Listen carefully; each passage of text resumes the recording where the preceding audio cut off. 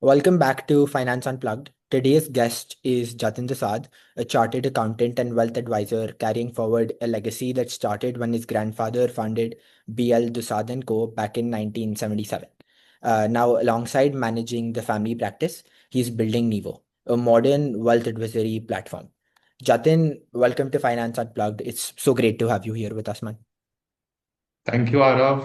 And I just wanted to clarify that I'm not managing the family business as for now. Okay. I have started Nivo, my own venture.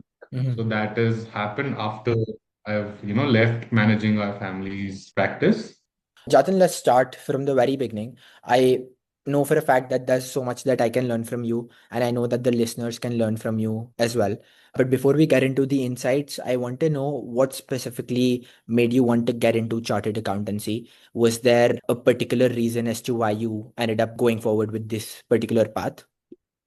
So it's a funny story. Actually, I went to Hong Kong to study quantitative finance first, but then the riots happened and COVID happened, and then I had to come back here. And the ultimate choice given to me by my parents was chartered accountancy because my father and my grandfather are both chartered accountants.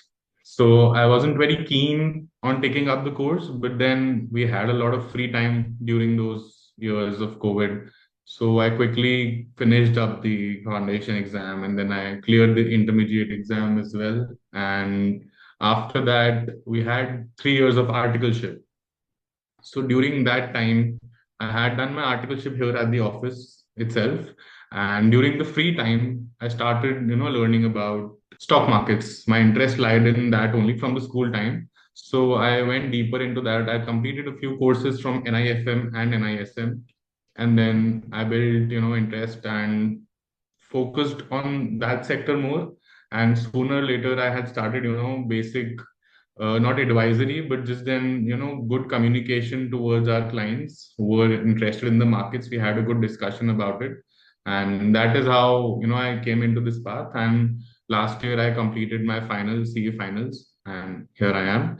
CA wasn't my obvious choice, but then after completing it and sitting here right now, I feel it had a good impact on my life in a lot of ways, some of which I can point out could be hard work and sincerity. That course instilled that in me. So I'm sitting in the office right now, and my working hours are till 11 every day. And I feel this is the time we should hustle. So Congratulations on the clearing part. With that being said, you were a part of BL Dusad Co previously. And AI is obviously changing accounting faster than most people anticipated. How, according to you, is AI actually doing that? And for your firm, what tools have you been leveraging in the recent past to take advantage of the AI wave? let's break your question into three parts. First is you've told that AI is actually changing a lot in the world itself, and a CA firm come is a part of that world. But first of all, I think that AI sounds very attractive and looks very lucrative, but when you get to the deeper part, right, when you start playing with it, start learning it, start using it for your purpose, at that point you realize that it is not where it is shown to be. It is right. So I won't say it is a bubble, but I would just give an example that if a CA firm is not willing to use AI in their whole process, it will not have a problem until the clients want the CA firm to use AI in the process. So not only the supply part has to rise, but the demand part has to rise as well. And I've seen AI, and coming to the second part of your question was that where have I used AI? So I'd say I have not used AI that much in our CA firm, but I have used automations and regulating workflows a lot. So those are not two mutually exclusive things, but automations, I mean, I'll just quickly explain. Say what is important right now for us, what how AI would be distributed, automations would be distributed to the lower level, would be that I sitting here in the office have made it my purpose that I need to develop SOPs for everything.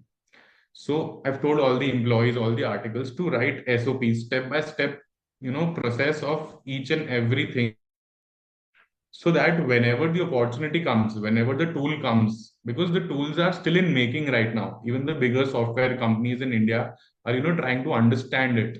So penetrating it to the deeper level, it will take some time. But what we can do to be ready for it is, develop our SOPs, develop our workflows, so that whenever the tool comes, we have that, source, that data quality ready to be able to install it in our organization. Right. You said the demand part has to rise as well, but inadvertently, AI does change businesses as well. So, with that being said, are there any new qualities that you've been prioritizing more in new employees, like communication, for example, decision making under pressure? Most employees that we hire are not employees, actually they are articles who have just completed CA inter. Now I can't expect all of them to be very keen on AI or have a great knowledge about it, because the course isn't designed in that way. Still, I mean, I hope that it changes, and even ICAI is doing a lot to change that, but still it hasn't been able to do that. So I do not look for, AI preparedness or, how good they are with technology. But what I personally look for is that are they open and eager to learning? So a very important part when I interview the new articles comes out to be, I just talk to them about what do they think about AI. And obviously, most of us have, replaced Google search with a ChatGPT search now. So have they done, something extra going over and above just searching on ChatGPT? Do they actually understand, and are they open to doing that?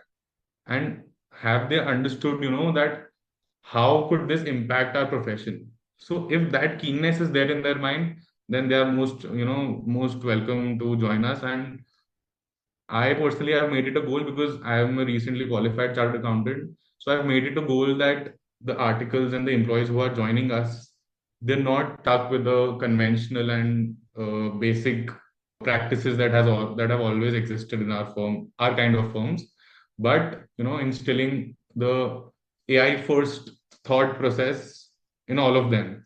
So you asked me what tools do I use. We don't use them, through and through, but most of our articles now use Claude and Google Gemini, which we have bought for the firm itself to analyze case laws. So we get a lot of litigation cases, right? But the problem is that data privacy is still a huge question with AI. So what one of her article did was, in our office, she created a layer from Claude itself. She coded it on Claude code and created a layer in which you enter the data. Say, for example, a notice has come for a client. So she enters that notice in that tool that masks the private and confidential information from that notice. All that is left is the legal logic. So that logic can be fed to Claude directly, because it has no personal information, no bank account, no PAN number, no name, no address. So that was done by the article herself. That wasn't taught by me. So this is what is happening. Coding is such an easy, thought now. Earlier, even the thought was very difficult for a non-tech background person. Coding has always been a difficult thought. Right. But now, because of advent of Claude code and even ChatGPT Codex, coding is not that difficult, because it is conversational now. You just have to properly articulate your thoughts. That is why I started with the SOP thing. What is an SOP? It's a structured thought process. So if you have it sorted at the SOP level, you'll not face problems later.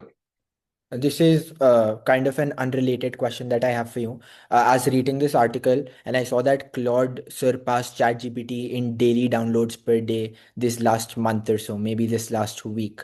Why do you think that is? Why do you think Claude overpowers ChatGPT to this extent now? There are two new features in Claude called Claude Cowork and Claude Code.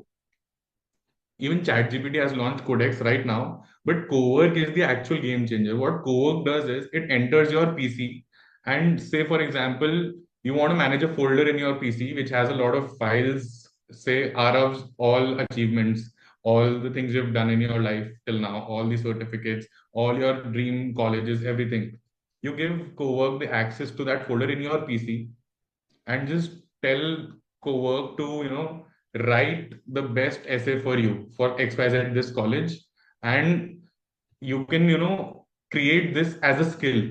And what I'm trying to say is that it'll enter your PC, read everything about you, ask you questions, and then produce you the result that you wanted.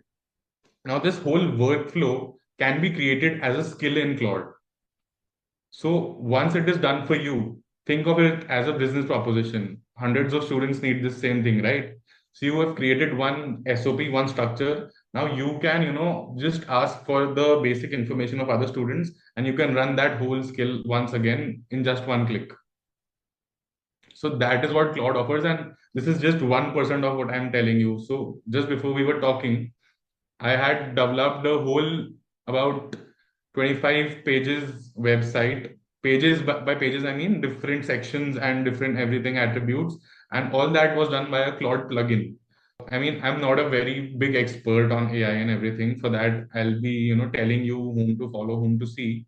But plugin is basically a set of skills. So if you combine 4, 5, 6, 10 skills together and name it as a, probably a marketing plugin or a finance plugin. So what it does is it knows end to end what skill to follow after which, right? So I've told it one skill is ideation in the morning, right? So it will go and find ideas about the what content, what kind of content I need to post. One skill would be, content creation. One skill would be, I mean, you can say analysis. That is it good judgment. One skill would be reviewing, and all those combined would be a marketing plugin. So it takes an hour or two to tell your thoughts to Claude, get it in the process. But then once it's done, it's crazy. I mean, even I'm not able to believe every day what I'm seeing here. So it is going really crazy. And I Yeah. mean, you just have to try it for yourself. Just try Yeah. it for the basic use cases and you'll understand the power of it. That's fascinating. Now coming back to you, you said you work till 11 p.m. sometimes. How do you still manage to make sure that you're learning about AI every single day, every week, even with that schedule, even with that routine? Yeah, so actually I like my morning slow. I wake up at 8, 8:30, I work out and I have my breakfast and I arrive at the office by 12 to 1 because I'm building something of my own. So I'm not, being directed by someone for the timings. And I find myself comfortable at the later hours. So that is the purpose of, working till late. But your question that how do I still update myself about AI? So I've made it a rule because everybody has a panic button in their mind right now about AI because most of us do not understand the whole thing about it.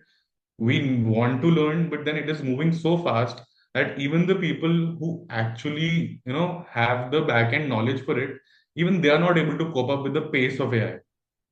I have made it a point that every day I spend 1 to 2 hours, seeing the new videos. I have a few creators, whom I have followed for a long time. One is the Cutting Edge School by Ansh Mehra. So they produce really good content. They don't get a lot of views. That is all the more reason I follow them because they're not doing it for the clout. They're basically educating properly, and that is what I like about them. Another one is Mr. Vaibhav Sisinti. I'm sure you might have heard about him. He has appeared on Raj Shamani's podcast a lot. So these two people, I think every weekend, 6 to 7 hours, both Saturday and Sunday, there are free, webinars in which they teach all the updates that have happened in the week. So I've made it a point. I spend every day about an hour or two learning, and learning is overrated. I think you need to execute as well. So because I have a startup to work for, I am able to quickly execute whatever I'm learning. I just try it out instantly. It takes some costing because you need to buy the pro plans.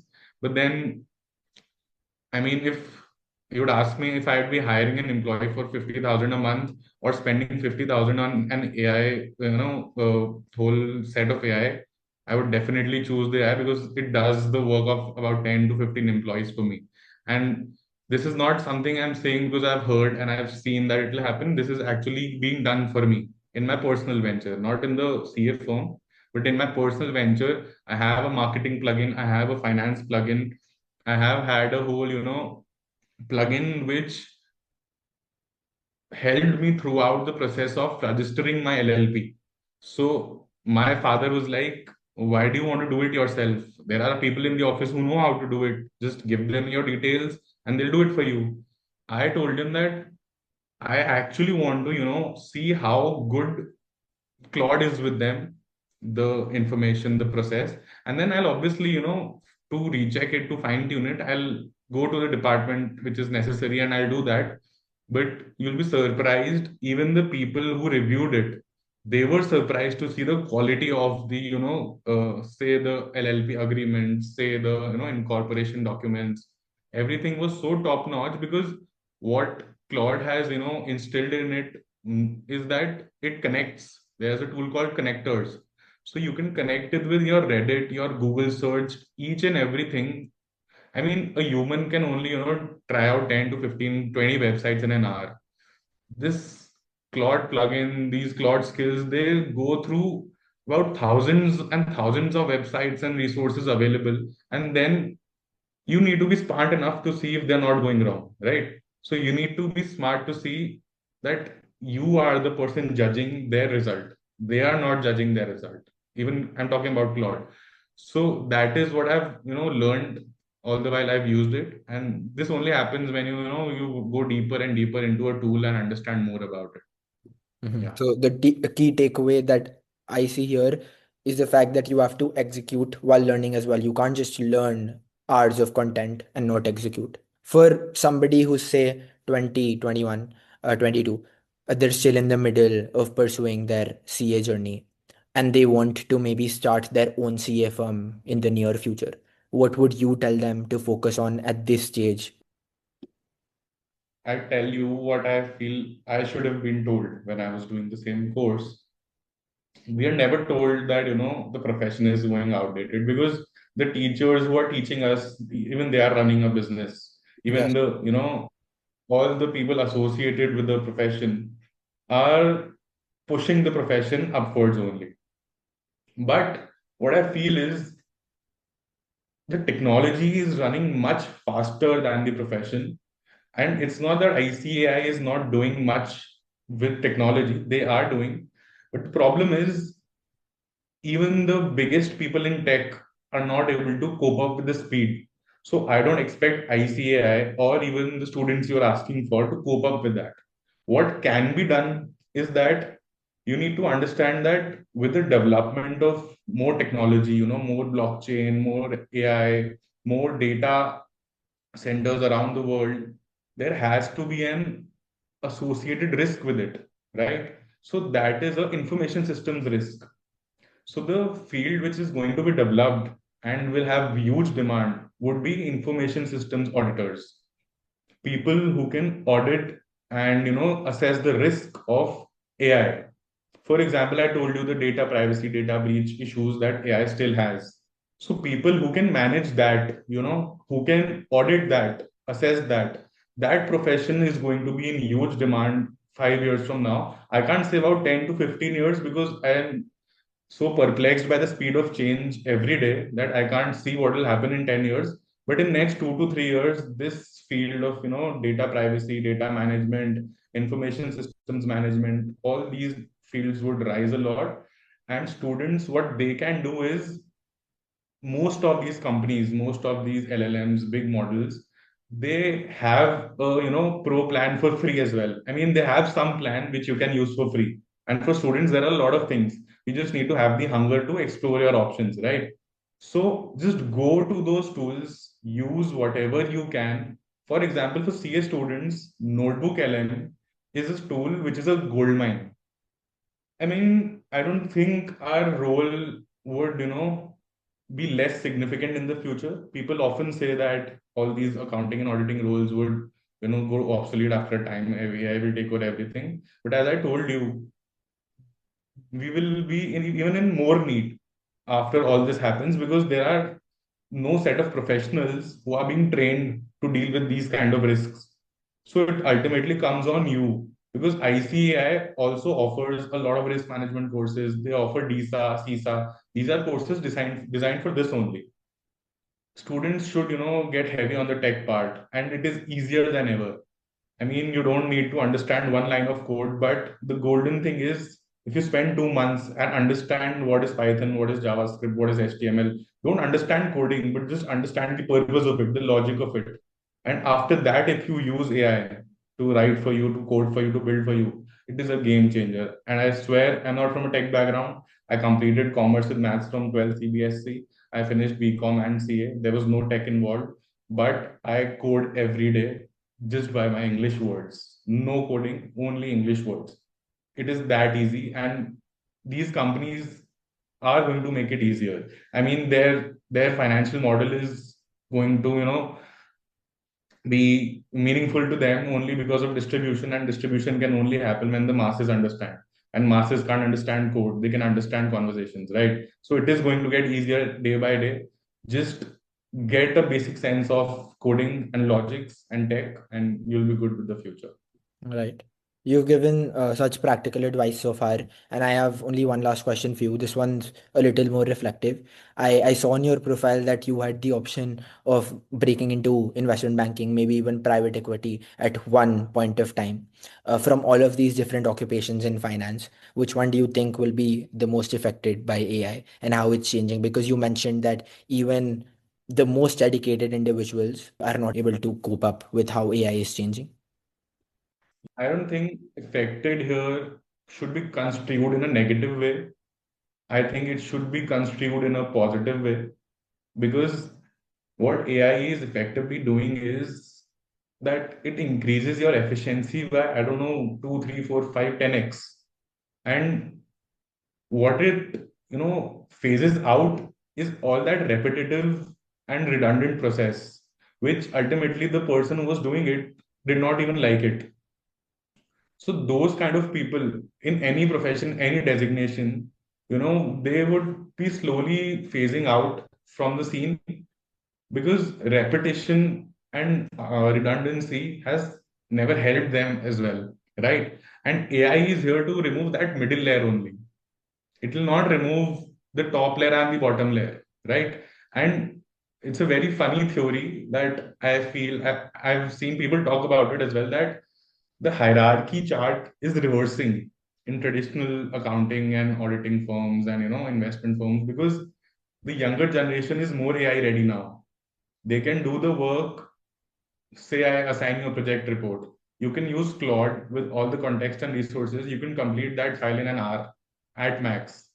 But the senior, the topmost level manager who's not, used AI much, only knows ChatGPT, like a Google search, is not that AI ready. So the hierarchy of understanding is changing, and you'll see sooner or later, even, a lot of professionals from the AI world say that we'll sooner and later see a lot of, $1 billion companies.